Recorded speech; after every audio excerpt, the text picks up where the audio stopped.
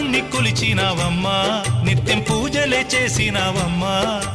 గూడు చెదిరిపాయ గుండెల విసిపాయ గూడు చెదిరిపాయ గుండెల విసిపాయ కొలిచిన రామయ్య కొండ దిగిరాడాయే